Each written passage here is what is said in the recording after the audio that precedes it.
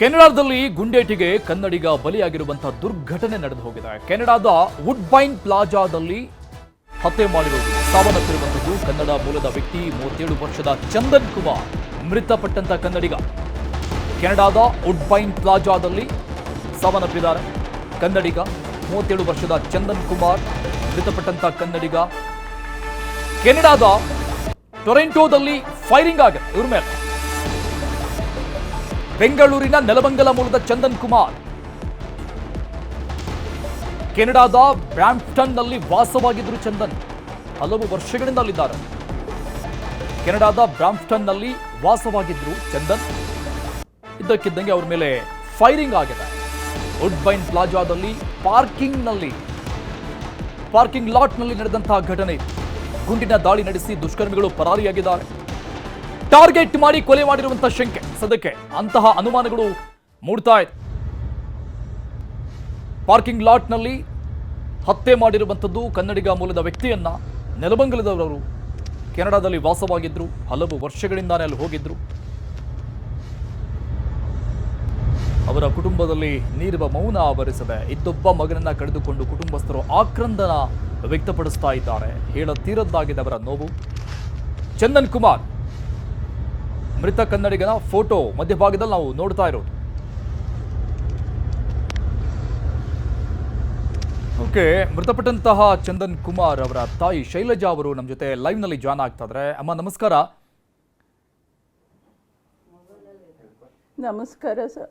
ನಮ್ಮ ನಿಜಕ್ಕೂ ಕೂಡ ಇಂಥ ಸಂದರ್ಭದಲ್ಲಿ ಸಮಾಧಾನ ಮಾಡೋಕೆ ಯಾರಿಂದನೂ ಸಾಧ್ಯ ಆಗೋದಿಲ್ಲ. ಅದು ಪುತ್ರ ಶೋಕಂ ನಿರಂತರಂ ಅನ್ನುವಂಥ ರೀತಿಯಲ್ಲಿ ಅದು ಜೀವನ ಪರ್ಯಂತ ಇದ್ದೇ ಇರುತ್ತೆ. ಆದರೂ ನಿಮ್ಮನ್ನು ಕೇಳಲೇಬೇಕು, ಯಾವಾಗ ಅವರು ಲಾಸ್ಟ್ ಕಾಲ್ ಮಾಡಿದ್ದು, ಈ ವಿಚಾರ ನಿಮಗೆ ಹೇಗೆ ಗೊತ್ತಾಯಿತು?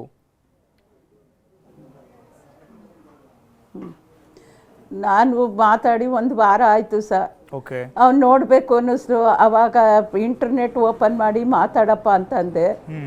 ಅವಾಗ ಮಾತಾಡಿದೆ 1 ವಾರದ ಕೆಳಗೆ ಅಷ್ಟೇ ಸಹ. ಮತ್ತೆ ಮಾತಾಡಲಿಲ್ಲ ಅವನ ಹತ್ರ. ನಮ್ಮ ಯಜಮಾನರು 3 ದಿವಸದ ಕೆಳಗೆ ಮಾತಾಡಿದ್ರು. 3 ದಿವಸದ ಕೆಳಗೆ ನಮ್ಮ ಯಜಮಾನರು ಮಾತಾಡಿದ್ರು ಸಹ. ಅದೇ ಕೊನೆ. ಏನು ಹೇಳಿದ್ರು ಆ ಟೈಮಲ್ಲಿ ಲಾಸ್ಟ್ ಟೈಮ್ ಮಾತಾಡಿದಾಗ? ಅವನಿಗೆ ಹೆಣ್ಣು ನೋಡಿದ್ವಿ ಸಹ. ಅವರು ಹೆಣ್ಣವರು ಮಾತಾಡಬೇಕು ಅಂತ ಹೇಳಿದ್ರು. ಓಕೆ, ಅದಕ್ಕೆ ನಮ್ಮ ಯಜಮಾನರು ಮಾತಾಡ್ದ ಫೋನ್ನಲ್ಲಿ ಹೆಣ್ಣವ್ರಿಗೆ ಅಂತ ಕೇಳಿದ್ರು. ಇಲ್ಲ ಪಾಪ ಮಾತಾಡಲಿಲ್ಲ, ಇನ್ನೊಂದ್ಸರಿ ಮಾತಾಡ್ತೀನಿ ಅಂತ ಹೇಳ್ದ ಸಹ ಅಷ್ಟೇ. ಅವ್ನು ಯಾವ ಕಷ್ಟ ಆಗಲಿ ಏನೇ ಆಗಲಿ ತಂದೆ ತಾಯಿಗೆ ನೋವು ಕೊಡಬಾರ್ದು ಅಂತ ಏನು ಹೇಳ್ಕತಾನೆ ಇರ್ತಿರ್ಲಿಲ್ಲ ಸರ್ ನಮ್ಮ ಹತ್ರ.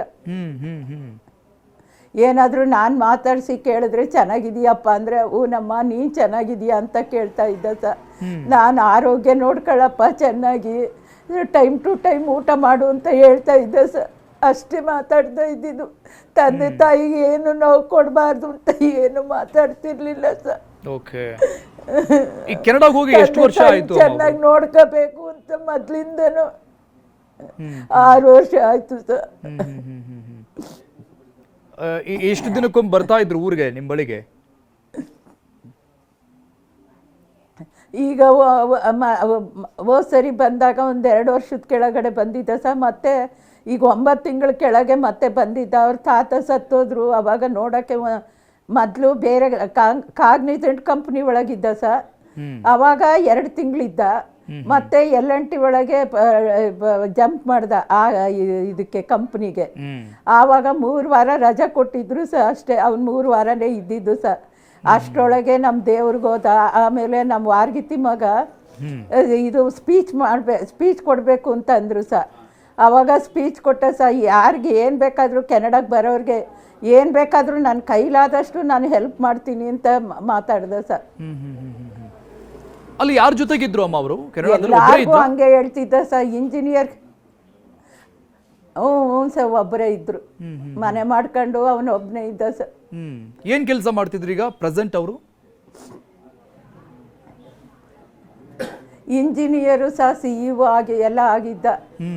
ಎಲ್ಲದರಲ್ಲೂ ಸಹ ಇದು ಒಳ್ಳೆ ಹೆಸರು ತಗೊಂಡಿದ್ದ ಸರ್. ಕಂಪನಿ ಒಳಗಾಗ್ಲಿ ಜನಗಳ ಹತ್ರ ಆಗಲಿ 3 ಸಂಘ ಅವನೇ ಇದು ಮಾಡಿ ಎಲ್ಲದಕ್ಕೂ ಹೆಲ್ಪ್ ಮಾಡ್ತಿದ್ದ ಸರ್. ಎಲ್ಲಾದು ಮುಂದೆ ನಿಂತುಬಿಟ್ಟು ಎಲ್ಲ ನಡೆಸ್ತಾ ಇದ್ದ ಸರ್. ಕನ್ನಡ ರಾಜ್ಯೋತ್ಸವ ಆಗಲಿ ಪ್ರತಿಯೊಂದು Okay. ಕರ್ನಾಟಕ ಅವ್ರದ್ದೇ ಒಂದು ಸಂಘ ಮಾಡ್ಕೊಂಡಿದ್ದ ಸರ್.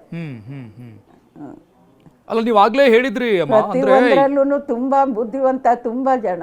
ಏನೇನ್ ನೋವಿದ್ರು ನಮ್ಮ ಹತ್ರ ಹೇಳ್ಕೊಳ್ತಾ ಇರ್ಲಿಲ್ಲ, ನೊಂದ್ಕೊಳ್ತಾ ಇದ್ದ ಜಾಸ್ತಿ ಅಂತ. ಸೊ ಹಾಗಾಗಿ ಏನಾದ್ರೂ ಆ ರೀತಿ ಯೋಚನೆಗಳೇನಾದ್ರೂ ಇರ್ತಿತ್ತಾ? ಯಾರೋ ಏನಾದ್ರೂ ಅಲ್ಲಿ ಹೀಗ್ ಮಾಡ್ತಾ ಇದ್ದಾರೆ, ತೊಂದರೆ ಕೊಡ್ತಾ ಇದ್ದಾರೆ ಅನ್ನೋದು ಏನಾದ್ರೂ ನಿಮಗೆ ಡೌಟ್ ಬಂದಿತ್ತಾ ಯಾವಾಗಾದ್ರೂ? ಇಲ್ಲ ಸರ್, ಯಾವತ್ತೂ ಡೌಟ್ ಬಂದಿರಲಿಲ್ಲ. ಹಂಗೇನಾದರೂ ಆಗಿದ್ರೆ ಅವಾಗಲೇ ಕರ್ಸ್ಕೊಂಡ್ಬಿಡ್ತಿದ್ವಿ. ಆದ್ರೂ ಅವನು ಮದುವೆ ಮಾಡಬೇಕು ಅಂತ ಅಂದ್ಬಿಟ್ಟು ಅವ್ರ ತಂದೆ ಬಾರಪ್ಪ ಬಾರಪ್ಪ ಅಂತ ಹೇಳ್ತಾನೆ ಇದ್ರು ಸರ್. ಬರ್ತೀನಿ ಬರ್ತೀನಿ ಅಂತ ಬರಲೇ ಇಲ್ಲ. ಅಷ್ಟರೊಳಗೆ ಅವನೇ ಡೆತ್ ಆಗಿಬಿಟ್ಟ ಸರ್. ಅವನ ಮದುವೆಗೋಸ್ಕರ ಭಾಳ ಆಸೆ ಇಟ್ಕೊಂಡಿದ್ವಿ ಸರ್.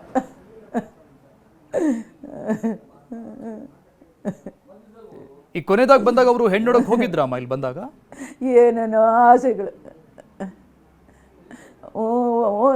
ಅವಾಗ ಇಲ್ಲ ಸರ್, ಆಚೆ ಸರಿ ಬಂದಾಗ ಹೋಗಿದ್ದ. ಬಟ್ ಏನನ್ನು ಹೇಳ್ಕೊಳ್ತಾ ಇರಲಿಲ್ಲ ಜಾಸ್ತಿ ಹೊರಗಡೆ ನಿಮ್ಮ ಜೊತೆ? ಏನು ಶೇರ್ ಮಾಡ್ಕೊಡ್ತಿರ್ಲಿಲ್ಲ ಅಲ್ಲಿದು? ಇಲ್ಲ ಸರ್, ಏನು ಹೇಳ್ಕತ್ತಿರ್ಲಿಲ್ಲ. ನಾವು ಮನ್ಸಿಗೆ ಬೇಜಾರು ಮಾಡ್ಕೊಂತೀವಿ, ತಂದೆ ತಾಯಿಗೆ ನೋವು ಕೊಡಬಾರ್ದು ಅಂದ್ಬಿಟ್ಟು ಏನು ಹೇಳ್ಕತ್ತಿರ್ಲಿಲ್ಲ ಸರ್. ಎಲ್ಲಾರ ಹತ್ರ ಬಂದಾಗ ಖುಷಿಯಾಗಿರ್ತಿದ್ದ. ಅವನಿಗೆ ನಾವು 4 ಜನದಂಗೆ ಬಾಳ್ಬೇಕು, ದುಡಿಬೇಕು ಅನ್ನೋ ಒಂದು ಆಸೆ ಇಟ್ಕೊಂಡು ಫಾರಿನ್ಗೆ ಹೋದ ಸರ್. ನಾವು ಬೇಡ, ಹೋಗ್ಬೇಡಪ್ಪ, ಮದುವೆ ಮಾಡ್ಕೊಂಡು ಹೋಗು ಅಂತ ಅವ್ರ ತಂದೆ ಹೋಗ್ಬೇಕಾದ್ರೆ ಹೇಳಿದ್ರು ಸರ್. ಇಲ್ಲ ಪಾಪ, ಸಿಕ್ಕಾಗ ಚಾನ್ಸ್ ಸಿಕ್ಕಾಗ ನಾವು ದುಡಿಬೇಕು, ನಮಗೆ ಬೇಕು ಅಂದಾಗ ಕೆಲಸ ಸಿಕ್ಕಲ್ಲ ಅಂತ ಅವ್ರ ತಂದೆನ ಸಮಾಧಾನ ಮಾಡಿ ಹೋದ ಸರ್. ಈ ಘಟನೆ ಹೇಗೆ ಗೊತ್ತಾಯ್ತಮ್ಮ ನಿಮಗೆ? ಯಾರಾದರೂ ಫೋನ್ ಮಾಡಿದ್ರ? ಯಾರು ಫೋನ್ ಮಾಡಿದ್ರು ನಿಮಗೆ ಹೀಗಾಯ್ತು ಅಂತ? ಹ್ಞೂ ಸರ್, ಇಂಟರ್ನ್ಯಾಷನಲ್ ಕಾಲ್ ಅಂತ ಬಂತು ಸರ್. ನಮ್ಮ ಇಂಗ್ಲೀಷಲ್ಲಿ ಬಂತು. ನಮ್ಮ ಯಜಮಾನ್ರಿಗೆ ಭಯ ಆಯ್ತು, ಮಾತಾಡ್ಬೇಕೋ ಬೇಡವೋ ಅಂತ ಅಂದ್ಬಿಟ್ಟು. ಆಮೇಲೆ ನಮ್ಮ ಮಗನಿಗೆ ಫೋನ್ ಮಾಡಿದ್ರು, ರಿಂಗ್ ಆಗ್ತಾ ಇತ್ತು, ಅವ್ನು ಮಾತಾಡ್ಲಿಲ್ಲ ಸರ್. ಅಷ್ಟೊತ್ತು ಡೆತ್ ಆಗ್ಬಿಟ್ಟಿದ್ನಲ್ಲ. ಮತ್ತೆ ಸ್ವಲ್ಪ ಹೊತ್ತಿಗೆ ಮತ್ತೆ ಕಾಲ್ ಬಂತು ಸರ್. ಮತ್ತೆ ಯಾರೋ ತೆಲುಗು ಒಳಗೆ ಹೇಳಿದ್ರು ಸರ್, ಈ ಥರ ಶೂಟ್ ಮಾಡಿಬಿಟ್ಟವ್ರೆ, ಸತ್ತೋಗವನೆ ಅಂತ ಹೇಳಿದ್ರು ಸರ್ ತೆಲುಗು ಒಳಗೆ.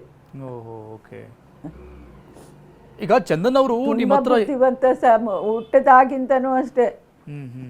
ಅಲ್ಲ, ಚಂದನ್ ಅವ್ರು ನಿಮ್ಮ ಹತ್ರ ಏನು ಹೇಳ್ತಾ ಇರಲಿಲ್ಲ, ಓಕೆ. ಆದ್ರೆ ನಿಮಗೆ ಮಗನನ್ನ ಮೊದಲು ನೋಡಿದ್ದಕ್ಕೂ ಇತ್ತೀಚೆಗೆ ಅವರಲ್ಲಿ ಏನಾದರೂ ಬದಲಾವಣೆಗಳು ಆ ರೀತಿ ಏನಾದರೂ ಕಾಣಿಸುತ್ತಾ ನಿಮಗೆ?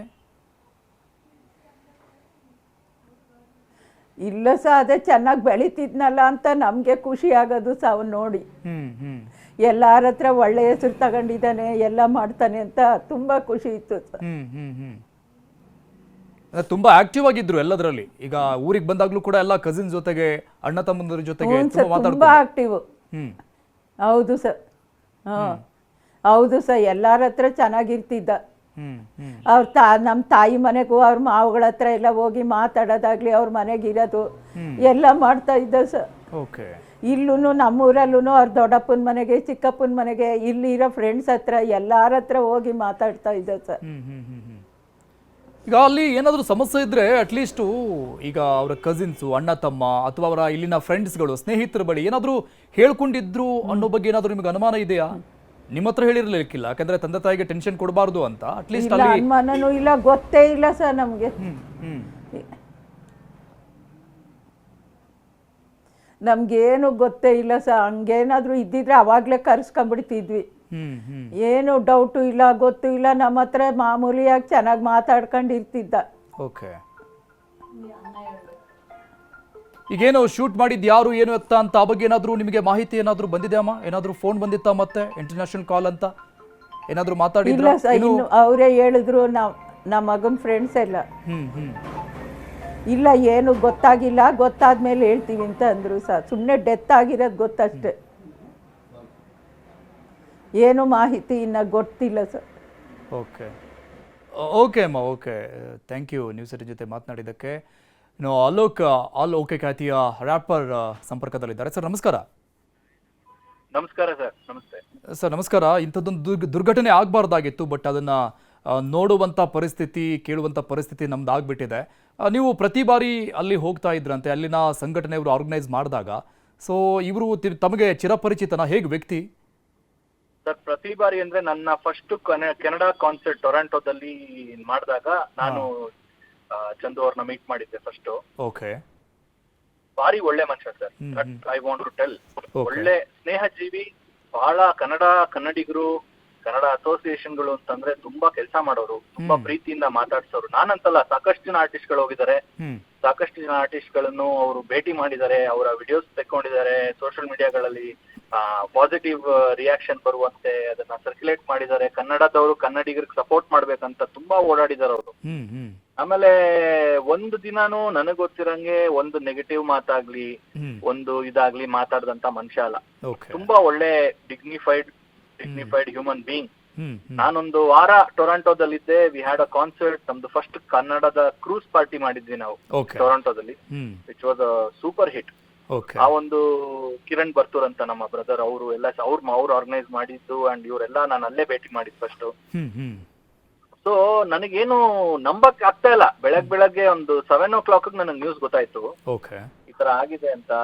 ಬಹಳ ಬೇಜಾರಾಯ್ತು. He was not that kind of a person. ನನ್ಗೆ ಗೊತ್ತಿರಂಗೆ ಬಹಳ ಒಳ್ಳೆ ಮನುಷ್ಯ. ಏನು ಬ್ಯಾಕ್ ಡ್ರಾಪ್ ಬಗ್ಗೆ ಮಾಹಿತಿ ಇಲ್ಲದೆ ಇರ್ಬೋದು, ಬಟ್ ನಾನ್ ಮಾತಾಡಿದ ಇನ್ಸಿಡೆಂಟ್ ಇಂದ ಹೇಳ್ತಾ ಇದ್ದೀನಿ, ಬಹಳ ಒಳ್ಳೆ ಮನುಷ್ಯ. ನೀವಲ್ಲಿ ಫಂಕ್ಷನ್ಸ್ಗೆಲ್ಲ ಹೋದಾಗ ಎಷ್ಟು ದಿನ ಇರ್ತಾ ಇದ್ರಿ ಅಲೋಕ್ ಅವರೇ? ಈಸಿಲಿ ನಮ್ದು cruise party was a house full. ನಾವು ಲಾಂಚ್ ಮಾಡಿ ಒಂದು 1.5 2 daysಗೆ ನಮ್ದು ಟಿಕೆಟ್ಸ್ ಸೋಲ್ಡ್ ಔಟ್ ಆಗಿತ್ತು ಆ ಶೋ. ನನಗೆ ಜ್ಞಾಪಕ ಇರಂಗೆ. ಅಂದ್ರೆ ಯಾಕೆ ಹೇಳಿದೆ ಅಂದ್ರೆ, ಈಗ ಅಲೋಕ್ ಅವರ ಜೊತೆ ಅಟ್ಲೀಸ್ಟ್ ಒಂದು 2-3 days ಹಾಗೇನಾದ್ರೂ ಟೈಮ್ ಸ್ಪೆಂಡ್ ಮಾಡಿದ್ರೆ ಇನ್ ಕೇಸ್ ನೀವು ಅಲ್ಲಿ ಸಹಜವಾಗಿ ಮಾತುಕತೆ ಆಗುತ್ತೆ. ಹೌದು, ಅವರ ಮೀಟಿಂಗ್ ಚಾನ್ಸ್ ಪ್ರಾಬಬ್ಲಿ ಒಂದ್ 2 ಡಿನ್ನರ್ ಸಿಕ್ಕಿರ್ಬೋದು ನಾವು. ಅದು ಒಬ್ರು ಕ್ಲೋಸ್ ಫ್ರೆಂಡ್ ನಮ್ನ ಇನ್ವೈಟ್ ಮಾಡಿದ್ರು ಡಿನ್ನರ್ಗೆ. ಅವಾಗ ಇನ್ಫ್ಯಾಕ್ಟ್ ಡಿನ್ನರ್ ಆದ್ಮೇಲೆ ನನ್ನ ಹೋಟೆಲ್ಗೆ ಕೂಡ ಡ್ರಾಪ್ ಮಾಡಿದ್ರು ಅದೇ ಕಾರಲ್ಲಿ. ನನಗೆ ಜ್ಞಾಪಕ ಇರಂಗೆ ಹೋಟೆಲ್ಗೆ ಡ್ರಾಪ್ ಮಾಡಿ, ಪಾಪ ಅವ್ರ ಕಾಲ ಹೊತ್ತು ಏನೋ ಬಿದ್ದು ಸ್ಪ್ರೈನ್ ಬೇರೆ ಮಾಡ್ಕೊಂಡ್ಬಿಟ್ಟಿದ್ರು. ಅವರು ಕಾಲ್ ನೋವು ಇಟ್ಕೊಂಡು ಕೂಡ ನನ್ನ ಡ್ರಾಪ್ ಮಾಡೋಣ ಹೇಳ್ದೆ. ಬ್ರೋ ಹಾಸ್ಪಿಟಲ್ಗೆ ಹೋಗ್ಬಿಟ್ಟು ಹೋಗೋಣ ಬನ್ನಿ, ಯಾಕೆ ಹಿಂಗ್ ಡ್ರೈವ್ ಮಾಡ್ತಾ ಇದ್ರ ಅಂತ ಕೂಡ ಹೇಳಿದ್ದೆ ನಾನು. ಅವರು ಬ್ರೋ ಇಲ್ಲ ಬ್ರೋ, ನಮ್ಮ ಗೆಸ್ಟ್ ನೀವು, ನಿಮ್ಮ ಕಂಫರ್ಟ್ ಲೆವೆಲ್ ಇಷ್ಟ ನಮಗ್ ಮುಖ್ಯ ಆಗ್ತದೆ. ಯಾಕಂದ್ರೆ ನೀವು ಬಂದಾಗ್ಲೇ ಜೆಟ್ಲಾಗ್ ಅಲ್ಲಿ ಇರ್ತೀರಾ, ನಿಮ್ಗೆ ಆಗ್ಲೇ ಸ್ಟ್ರೆಸ್ ಆಗಿರುತ್ತೆ, ನಿಮ್ಮನ್ನ ನಾನು ವೆಯ್ಟ್ ಮಾಡ್ಸಕ್ ಇಷ್ಟ ಇಲ್ಲ ಅಂತ ಪಾಪ ಕಾಲ್ ನೋವು ಇಟ್ಕೊಂಡಿದ್ರು ಕೂಡ ಬಂದು ಡ್ರಾಪ್ ಮಾಡಿ ಹೋಗಿದ್ರು ಅವರು. ಅಂಡ್ ಇದ್ರ ಬರೀ ನಾನು ಹೇಳಿದೆ ಕೂಡ ಅಲ್ಲಿ ಫ್ರೆಂಡ್ಸ್ಗೆ, ನೋಡಿ ಪಾಪ ಎಂತ ಒಳ್ಳೆ ಮನುಷ್ಯ, ಅವ್ನ್ ಕಾಲ್ ನೋವು ಇಟ್ಕೊಂಡ್ ಬಂದಿದ್ರು ಡ್ರಾಪ್ ಮಾಡ್ಲಿಕ್ಕೆ, ಅವ್ರ ಪರ್ಸನಲ್ ಟ್ರೀಟ್ಮೆಂಟ್ ತಗೊಳ್ದೆ ಅಂತ. ಅಂಡ್ ತುಂಬಾ ಕನ್ನಡದ ಬಗ್ಗೆ ಬಹಳ ಪ್ರೀತಿ ಇತ್ತು ಸರ್ ಅವ್ರಿಗೆ. ವಾಟ್ಸ್ಆಪ್ ಗ್ರೂಪ್ಸ್ ಗಳು ಎಲ್ಲ ಇತ್ತು, ಕನ್ನಡಿಗರನ್ನ ಯುನೈಟ್ ಮಾಡುವಂತ ಒಂದು ಗ್ರೂಪ್ ಇತ್ತು. ಬಹಳ ಒಳ್ಳೆ ಮನುಷ್ಯ. ನನಗೆ ಗೊತ್ತಿರಂಗೆ ವೆರಿ ವೆರಿ ನೈಸ್. ಅಂದ್ರೆ ಅಲೋಕ್ ಅವ್ರೆ, ಅಂದ್ರೆ ಸ್ವಲ್ಪ 2-3 ದಿನ ಹೀಗೇನಾದ್ರೂ ನೀವು ಕಳೆದಿದ್ರೆ, ಅಟ್ಲೀಸ್ಟ್ ಆ ವ್ಯಕ್ತಿ ಜೊತೆ ತುಂಬಾ ಒಡನಾಟದಿಂದ ಮಾತನಾಡಿದ್ರೆ, ಅಲ್ಲಿ ಅವರು ಎಂಜಿನಿಯರ್ ಆಗಿ ವರ್ಕ್ ಮಾಡ್ತಾ ಇದ್ರು, ಓಕೆ, ಅದ್ರ ಹೊರತಾಗಿ ಏನಾದ್ರು ಬಿಸ್ನೆಸ್ ಏನಾದ್ರು ಮಾಡ್ತಾ ಇದ್ರಂತ ಅಲ್ಲೇನೆ? ಯಾಕಂದ್ರೆ 6 ವರ್ಷ ಆಗಿದೆ ಅವ್ರು ಹೋಗಿ ಕೆನಡಾಗೆ. ಮಾಹಿತಿ ಇಲ್ಲ. ನನ್ ಪ್ರಾಬ್ಲಮ್ ಏನಂದ್ರೆ, ನಾನ್ ಪ್ರಾಬ್ಲಮ್ ಅಂತ ಹೇಳಲ್ಲ, ನಾನು ಇರೋದ್ ಹೆಂಗಂತಂದ್ರೆ, ಒಬ್ಬ ಮನುಷ್ಯ ಸಿಗ್ತಾನೆ, ಪ್ರೀವಿಯಸ್ ಸ್ಟೋರಿಗಳು, ಅವ್ನ ಲೈಫ್ ಸ್ಟೈಲ್ ಏನು ಅದೆಲ್ಲ ನಾನು ವಿಚಾರಿಸಕ್ ಹೋಗಲ್ಲ. ನಾವ್ ಅದಕ್ಕೆ ನಮ್ ಸಾಂಗ್ಸ್ ಅಲ್ಲಿ ಗುಡ್ ವೈಬ್ಸ್ ಓನ್ಲಿ ಅಂತ ಕರಿತೀವಿ. ನಮ್ಮ ಹತ್ರ ಯಾರು ಗುಡ್ ವೈಬ್ಸ್ ಕೊಡ್ತಾರೆ, ನಾವು ಅವ್ರಿಗೆ ಅದೇ ಗುಡ್ ವೈಬ್ಸ್ ಕೊಡ್ತೀವಿ. ಅದ್ ಬಿಟ್ಟು ಅವ್ರೇನ್ ಮಾಡ್ತಿದ್ದಾರೆ ಅದೆಲ್ಲ ನಾನು ತಿಳ್ಕೊಳಕ್ಕೂ ಹೋಗಲ್ಲ. ಪ್ಲಸ್ ಬೆಳಗಾರೆ ನಾವೊಂದು ಅಂದ್ರೆ ಮಾತುಕತೆಗೆ ಕೂತ್ಕೊಂಡು ಅಟ್ಲೀಸ್ಟ್ ಈಗ ಕೆನಡಾದಲ್ಲಿ ನಮ್ಮವ್ರು ಸಿಕ್ಕಾಗ ಸಹಜವಾಗಿ ಮಾತನಾಡ್ತಿದ್ವಿ, ಏನ್ ಮಾಡ್ತಾ ಇದ್ದೀರಾ, ಬಿಸ್ನೆಸ್ ಮಾಡ್ತಾ ಇದೀವಾ, ಹೇಗೆ, ಈ ತರ ಮಾತುಕತೆ ಆಗಿರುತ್ತಲ್ಲ, ಹಾಗೇನಾದ್ರು ಹೇಳ್ಕೊಂಡಿದ್ರು? ಏನು ಹೇಳ್ಕೊಂಡಿಲ್ಲ ಅವರು. ನನಗೆ as far as I know ಅದನ್ನೇ ಹೇಳ್ತಾ ಇರೋದು. ಅವರು ಒಂದು ಕನ್ನಡಿಗರನ್ನ ಒಂದು ಪ್ರೀತಿಯಿಂದ ನೋಡ್ಕೊಳ್ಳೋದಾಗ್ಲಿ, ಇಲ್ಲ ಒಂದು ಫ್ರೆಂಡ್ಸ್, ಇವಾಗ ಹೆಂಗೆ ನಾವು ನಮ್ಮೂರವರೇ ಬಂದು ಒಂದೇ ಊರಲ್ಲಿ ಸೆಟ್ಲ್ ಆಗಿರ್ತೀವಿ, ಬೇರೆ ಊರಿಂದ ಬಂದು ಅಲ್ಲೆಲ್ಲರೂ ಸೇರುವಂತ ಒಂದ್ ಏನಾದ್ರು ಇವೆಂಟ್ ಇತ್ತು ಅಂತಂದ್ರೆ ಎಲ್ಲರನ್ನು ಒಗ್ಗೂಡ್ಸೋದಾಗ್ಲಿ, ಸೊ ಆತರ ತುಂಬಾ ಒಳ್ಳೆ ಸೋಷಿಯಲ್ ಸರ್ವಿಸ್ ಕೆಲ್ಸಗಳು ಮಾಡ್ತಾ ಇದ್ರು ಅವರು. ಒಂದು ಆಮೇಲೆ ಆನೆಸ್ಟ್ಲಿ ಸ್ಪೀಕಿಂಗ್ ನನಗೇನು ಆತರ ಏನು ನೆಗೆಟಿವ್ ಅನ್ಸ್ಲಿಲ್ಲ ಮನುಷ್ಯ. ಮಾತಾಡೋದಾಗ್ಲಿ ಇಲ್ಲ ಬಿಹೇವಿಯರ್ ಅಲ್ಲಾಗ್ಲಿ ಬಹಳ ಇನ್ಫ್ಯಾಕ್ಟ್ ನಂದು ಸಾಂಗ್ ರಿಲೀಸ್ ಆಯ್ತು ಮೊನ್ನೆ ಅವತ್ತಿವತ್ ಅಂತ ಹೊಸದು. ಆ ಸಾಂಗ್ ನ ಲಿಂಕ್ ಕಳಿಸಿ in fact wished me on WhatsApp saying, bro ತುಂಬಾ ಚೆನ್ನಾಗಿದೆ, ಇಲ್ಲಿ ಕನ್ನಡ ಅಸೋಸಿಯೇಷನ್ಸ್ ಕನ್ನಡಿಗರಿಗೆಲ್ಲ ನಾನು ಪರ್ಸನಲಿ ಶೇರ್ ಮಾಡಿದ್ದೀನಿ, ಎಲ್ಲ ಒಳ್ಳೆ ಪ್ರತಿಕ್ರಿಯೆ ಕೊಟ್ರು ಅಂತ. That was the last conversation I had with him. ನಾನು ಇನ್ಫ್ಯಾಕ್ಟ್ ಅದನ್ನ ರಿಪ್ಲೈ ಮಾಡಿರ್ಲಿಲ್ಲ. ಇವಾಗ ಅನ್ಸ್ತಾ ಇದೆ ಅಟ್ಲೀಸ್ಟ್ ರಿಪ್ಲೈ ಮಾಡ್ಬೇಕಿತ್ತು, ಕೊನೆ ಮೆಸೇಜ್ ಆಗ್ಬಿಡುತ್ತಲ್ಲ ಅದು ಅಂತ ಬೇಜಾರಾಗ್ತದೆ. ಈಗ ಬೇರೆಯವ್ರು ಯಾರು ಕಾಲ್ ಮಾಡಿದ್ರು ನಿಮಗೆ, ಹೇಗೆ ಗೊತ್ತಾಯ್ತು? ನನಗೆ ನಮ್ಮ ಟೊರೆಂಟೋ ಕನ್ನಡಿಗರು ಒಂದಷ್ಟು ಜನ ಫಾರ್ವರ್ಡ್ ಮಾಡಿದ್ರು ಮೆಸೇಜಸ್. ಅಂಡ್ ಅದಾದ್ಮೇಲಿಂದ followed by this international threads ಇಂದ ಒಂದಷ್ಟು ಮೀಡಿಯಾ ಮೆಸೇಜ್ಗಳು ಬರಕ್ ಶುರು ಆಯ್ತು. Okay. And it was a very disastrous news sir. ಅರ್ಲಿಯಿಂದ ಮಾರ್ನಿಂಗ್ ನ್ಯೂಸ್ ಕೇಳೋದು ಭಾರಿ ಬೇಜಾರಾಯ್ತು. ಅವರು ನೀವು ಮಾತನಾಡಿದ್ರಲ್ಲ, ಅಂದ್ರೆ ಈ ಇನ್ಫಾರ್ಮೇಶನ್ ಕೂಡ ಕಾಲ್ ಮಾಡಿದಂಥವ್ರು, ಅಂದ್ರೆ ಚಂದನ್ ಜೊತೆಗಿದ್ದಂಥ ವ್ಯಕ್ತಿ, ಅವ್ರು ಏನಾದರೂ ಹೇಳಿದ್ರಾ ಏನು ರೀಸನ್ ಹಾಗೇನಾದರೂ ಅಟ್ಲೀಸ್ಟ್? ಇಲ್ಲ ಸರ್, ಇಲ್ಲ. ಅಂದ್ರೆ ಅಲ್ಲಿ ಎಲ್ರಿಗೂ ಏನು ಮಾಹಿತಿ ಇನ್ನ ಕೊಟ್ಟಿಲ್ಲ. ನನಗೆ ಗೊತ್ತಿರಂಗ್ ಯಾರಿಗೂ ಇನ್ನ ಮಾಹಿತಿ ಕೊಟ್ಟಿಲ್ಲ ಅವರು. ಯಾಕಂದ್ರೆ ಇಟ್ಸ್ ಅನ್ ಇಂಟರ್ನ್ಯಾಷನಲ್ ಪೊಲೀಸ್ ಇದದು, ಅದ್ರದ್ದು ಪ್ರೋಟೋಕಾಲ್ಸ್ ಏನೋ ನಮಗ್ ಗೊತ್ತಿಲ್ಲ. ಅಂದ್ರೆ ಈ ತರ ಇಮಿಡಿಯೇಟ್ ಆಗಿ ನಮ್ಮ ನೆಟ್ವರ್ಕ್ ಅಲ್ಲಿ ಏನೋ ನ್ಯೂಸ್ ಸಿಗುತ್ತೆ ನಮ್ಗೆ, ಬಟ್ ಅಲ್ಲಿ ಪರಿಚಯನೇ ಇಲ್ದೇ ಇರೋಂತ ಒಂದು ಅಸೋಸಿಯೇಷನ್ ಆಗಿರೋದ್ರಿಂದ ಅಲ್ಲಿ ಏನ್ ನಡೀತಾ ಇದೆ ಏನು ಗೊತ್ತಿಲ್ಲ. ಅಂದ್ರೆ ಇದು ನಿಜ ಹೇಳ್ಬೇಕಂದ್ರೆ ಭಯ ಆಗತ್ತೆ ಸರ್. ನಾವು ತುಂಬಾ ಶೋಸ್ ಮಾಡ್ತೀವಿ ಇಂಟರ್ನ್ಯಾಷನಲ್ ಅಲ್ಲಿ, ಭಾರಿ ಬೇಜಾರಾಗತ್ತೆ ಪ್ಲಸ್ ಭಯ ಆಗತ್ತೆ ಏನ್ ಸೇಫ್ಟಿ ಇದು ಅಂತ. ಓಕೆ, ಥ್ಯಾಂಕ್ ಯು ಅಲಕ್ ಕುಮಾರ್ ಅವರೇ, ನೀವು ಸರಿ ಜೊತೆ ಮಾತನಾಡಿದ್ದಕ್ಕೆ.